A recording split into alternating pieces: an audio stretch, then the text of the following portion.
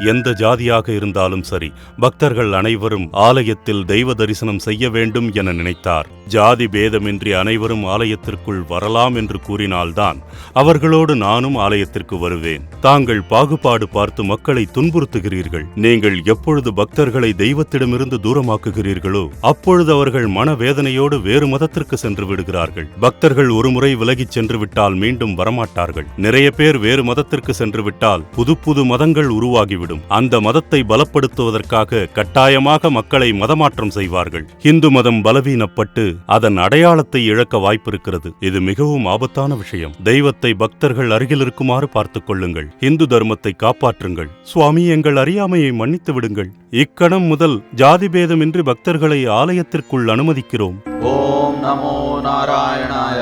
ஓம் நமோ நாராயணாய. ஓம் நமோ நாராயணாய.